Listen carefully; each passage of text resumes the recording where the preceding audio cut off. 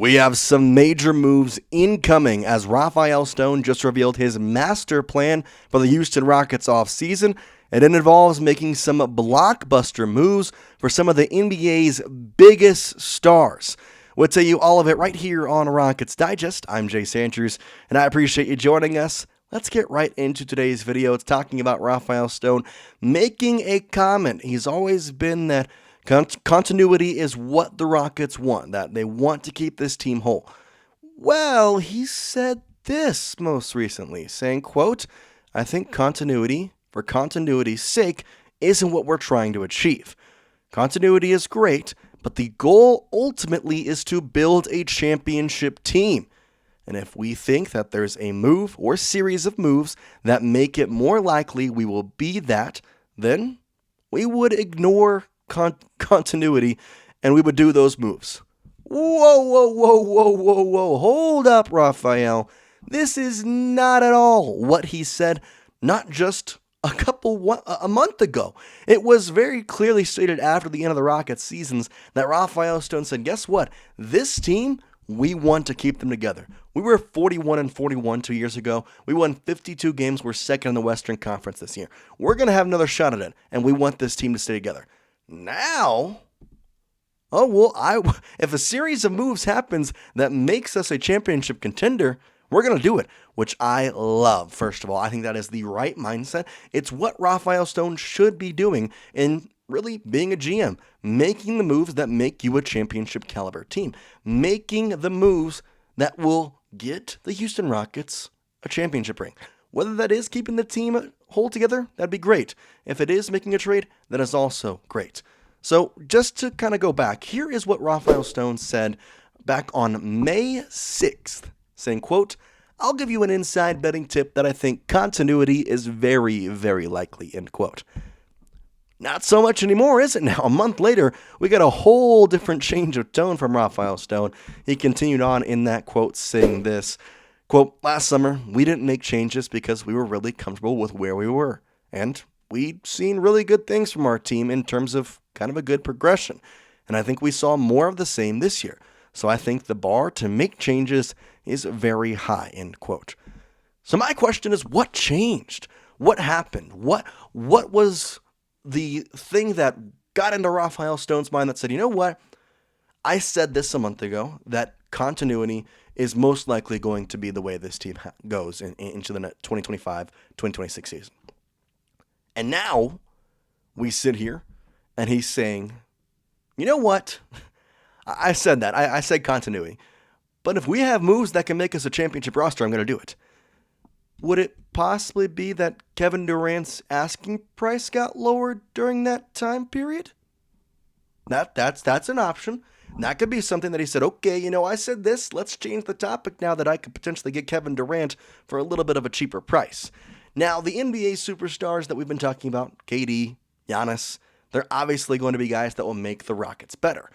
However, it does have to be the right move. And I think Rafael Stone saying that continuity was going to happen, I think was a little bit of a, we'll call it a kerfuffle from him, because you shouldn't have done that right after your loss. What you really should have done is, you know what, we like this team, we're going to see what the offseason holds, and we'll go from there. We want to win a championship, though. That's what we want, but we like this team.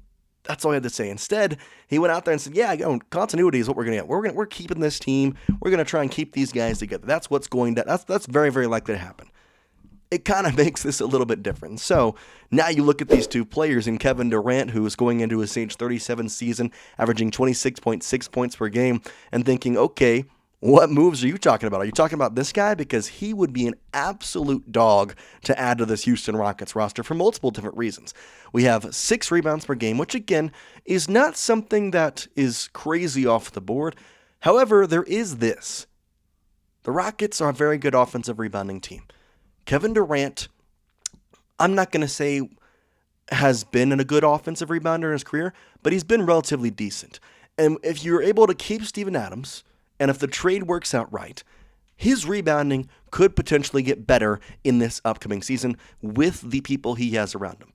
And I think it goes both ways. Kevin Durant would make the people around him better, and I think if Kevin Durant gets on this team with the young players on this team, I think they could potentially make him better too. So 26.6 points is freaking crazy to have as an average per game. Let's just start off with that. But I think when you add into the fact that you could potentially make this guy better, well, that obviously helps as well. And so Kevin Durant is one possibility, and I think that might be the reason that this quote came out, simply because the timing just doesn't really make sense. Like to say that at the end of the season, to now switch up to say, if there's a moves or serious moves we can make, we're going to do it. But also you have to look at the other guy on the trading block, and it's Giannis Antetokounmpo. 30 points per game, 12 rebounds per game. He is going to cost a lot. And for that reason, I only think that the Rockets are going to go after him in a August trade, I think is the best way to put it. If Giannis is expected to go for, going to trade, and then you get to a point where it's August and no one's really made that trade, the asking price for him could be lowered as well. For Kevin Durant, though, we know it's lowered. We know that the top priority for the Phoenix Suns is to trade Kevin Durant. And so the Rockets should pounce on it. And that may be exactly why Rafael Stone has since kind of changed his tone on a bunch of different things. And I think in some ways it makes me excited for what exactly is going to happen. Now, a couple of different things to talk about. The Rockets have a lot of assets, and that's kind of where the story ends here. Horace Shivers of Athlon Sports, who kind of put this whole story together, saying, quote, "The Rockets hold the 10th overall pick in the upcoming draft this year. There are many rumors that they will trade the pick for a veteran player to add to the young core group that won 52 games. Stone will be very active this offseason as he looks to improve the team," end quote. It's kind of confirmed now. Like that quote makes me believe that Rafael Stone is constantly on the phone with the Phoenix Suns, is constantly on the phone with the Milwaukee Bucks. He is making these moves. He is trying to figure out how, and honestly, how to make this team better, how to make them a championship roster caliber team. And does that involve going out and getting Kevin Durant to add to Amen Thompson, Şengün?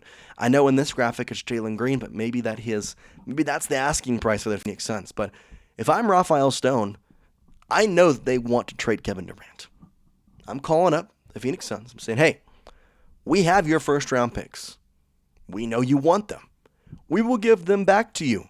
However, you will give us Kevin Durant, and if that is not enough for you, we can give you a Cam Whitmore, a Reed Shepherd, and we keep Jalen Green. Or, if you would like to have your picks back, we will give you the 10th overall pick this year and your 2027 first-round pick. No other picks, but we'll also include Jalen Green.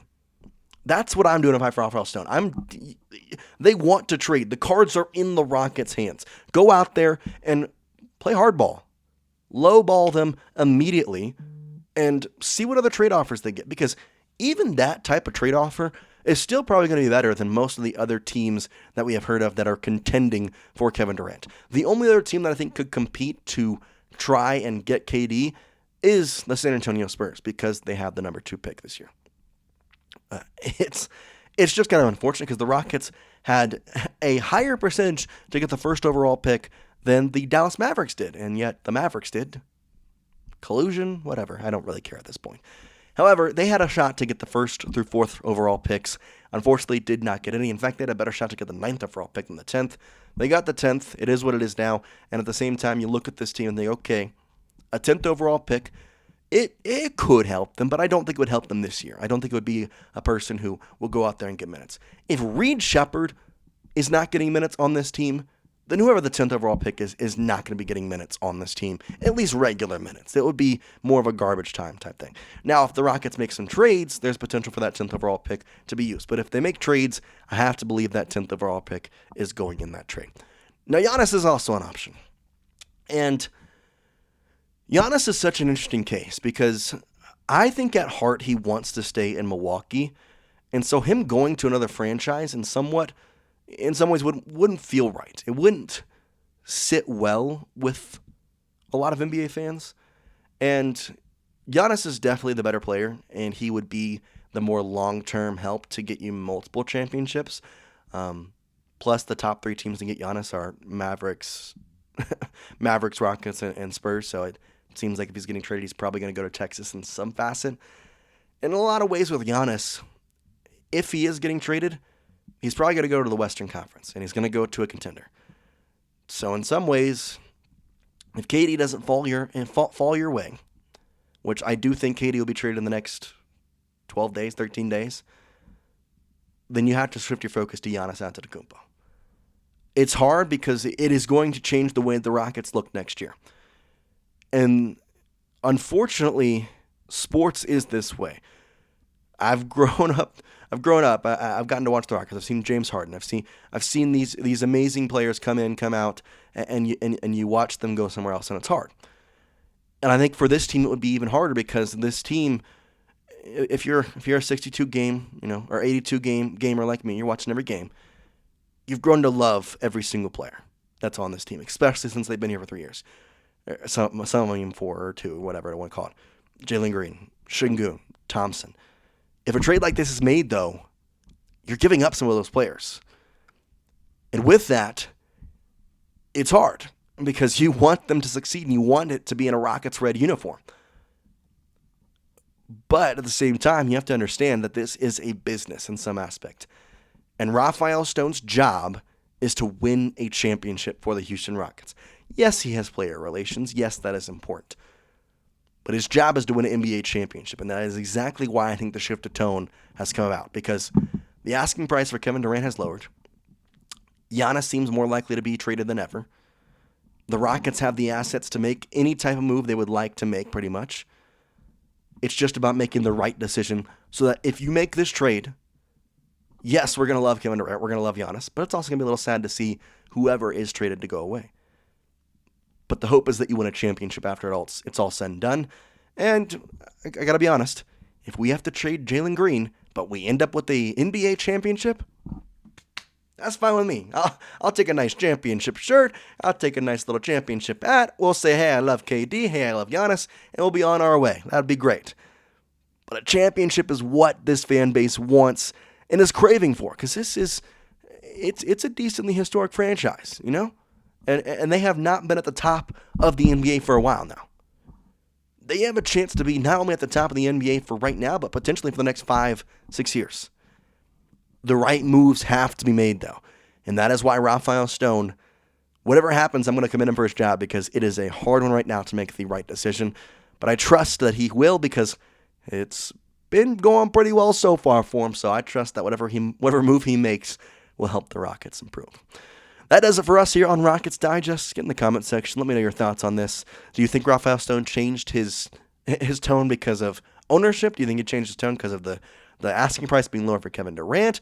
Do you think he underestimated how much these superstars were going to cost? Let me know down in the comment section. And, of course, I'm always looking. I'm always reading. And we will see you next time here on Rockets Digest. I appreciate you. Peace out, guys.